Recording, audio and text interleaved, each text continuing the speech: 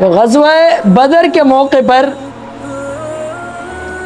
حضور صلی اللہ علیہ وسلم ایک خیمے میں بیٹھے ہوئے تھے.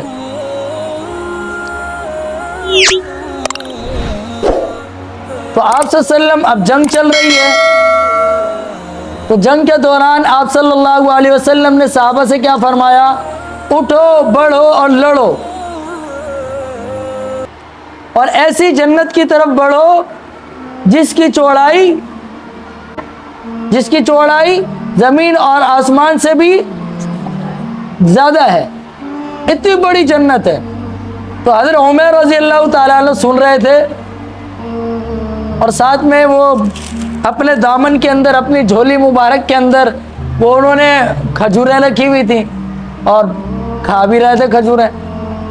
تو آپ صلی اللہ علیہ وسلم نے جب فرمایا بڑھو ایسی جنت کی طرف، حضرت عمر رضی اللہ تعالیٰ عنہ فرمایا میرا دل کرتا ہے کہ یہ جنت مجھے مل جائے، میں انہی لوگوں میں ہو جاؤں. اور ایسی جنت کن لوگوں کے لیے ہے؟ متقین کے لیے. متقین کون ہے؟ تقوی اختیار کرنے والے. تقوی کسے کہتے ہیں؟ آپ فرقان آپ بتاؤ، تقوی کسے کہتے ہیں؟ اللہ اور اللہ کے رسول صلی اللہ علیہ وسلم کے بتائے ہوئے تمام طریقوں کو ماننا، اور اللہ کے رسول صلی اللہ علیہ وسلم نے جن کاموں سے منع کیا ہے ان سے رک جانا، اس کا نام ہے تقوی. کوئی بہت بڑی چیز نہیں ہے. تقوی کیا ہے بھائی؟ اللہ کے رسول صلی اللہ علیہ وسلم نے جن کاموں کا حکم دیا ان کو کرنا، اور جن کاموں سے منع فرمایا ان سے رکنا، اس کا نام کیا ہے؟ تقوی. تو حضرت عمر رضی اللہ تعالیٰ عنہ فرماتے ہیں صلی اللہ علیہ وسلم نے فرمایا بھائی واہ واہ کس بات کی آپ نے؟ انہوں نے کہا کہ میرا دل کرتا ہے کہ میں بھی انہی متقین لوگوں میں ہو جاؤں کہ یہ جنت مجھے مل جائے.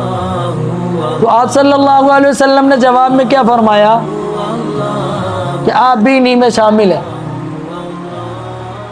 پھر انہوں نے کھجوریں کھا رہے تھے نا، کہا کہ اب میں اس بات کا بھی میرا دل کرتا ہے کہ انتظار نہ کروں کہ پہلے یہ کھجوریں ختم ہو جائیں پھر میں جاؤں لڑائی کروں. بس پھر انہوں نے کیا کیا؟ تلوار اٹھائی.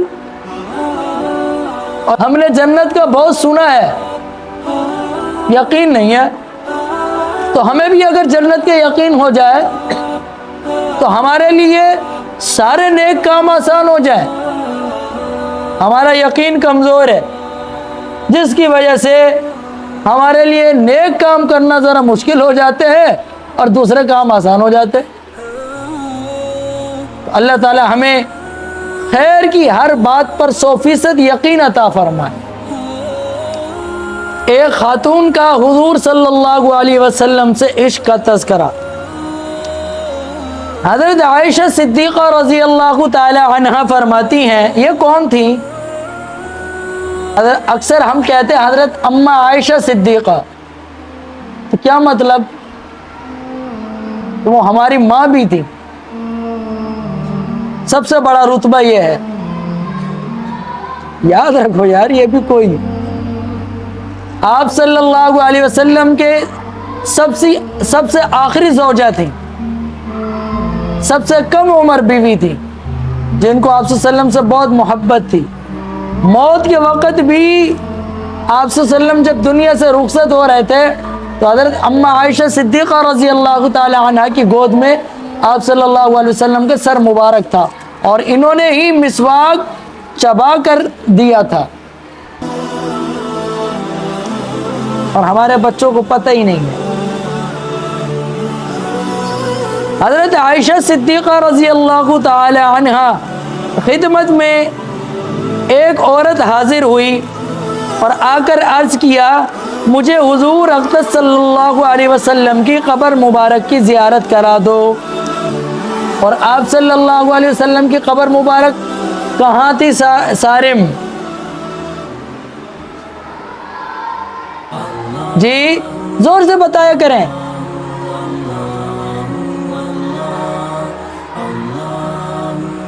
حضرت عائشہ رضی اللہ تعالی عنہ کا حجرہ مبارک تھا، کمرہ، یہ جو آج مدینہ منورہ میں روضہ رسول صلی اللہ علیہ وسلم جسے کہتے ہیں، یہی حضرت عائشہ رضی اللہ تعالی عنہ کا گھر تھا۔ آپ صلی اللہ علیہ وسلم کا گھر بھی یہی تھا۔ ہمیں اتنا پتہ قبر یہی ہے، بھائی قبر بھی یہی ہے، گھر بھی یہی تھا۔ مکہ کو چھوڑ کر مدینہ کیا کرنے آئے تھے؟ ہاں، اتنا کفار نے تنگ کیا تھا۔ آج ہمیں دین کی قدر نہیں ہے، دین کو ہم نے بہت آسان کر دیا، اتنا آسان کر دیا کہ ہر گناہ کرتے وقت ہم سوچتے ہیں اللہ غفور الرحیم ہے، اور آسانی سے گناہ کر جاتے ہیں، یہی سوچ کر گناہ کر جاتے ہیں، اتنا ہم نے دین کو آسان کر دیا۔ اللہ تعالی ہمیں دین کی صحیح قدردانی کی توفیق عطا فرمائے۔ بہرحال اس خاتون نے فرمایا کہ مجھے حضور صلی اللہ علیہ وسلم کی قبر مبارک کی زیارت کرا دو۔ حضرت عائشہ رضی اللہ تعالی عنہا نے حجرہ شریفہ کھولا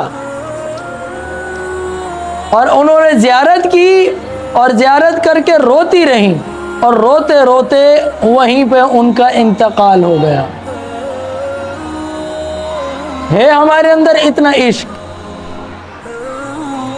دعویٰ ہے نا، غلامی رسول میں موت بھی قبول ہے۔ میں کہتا ہوں یہ نعرہ لگانے کا صحابہ کرام پورے حقدار تھے، انہوں نے نعرہ نہیں لگایا، صحابہ کرام رضی اللہ تعالی عنہم اجمعین نے نعرہ نہیں لگایا، کر کے دکھایا، اور ہم بس نعرے پہ ہیں غلامی رسول میں موت بھی قبول ہے، اور فجر کی نماز ہم سے پڑھی نہیں جاتی۔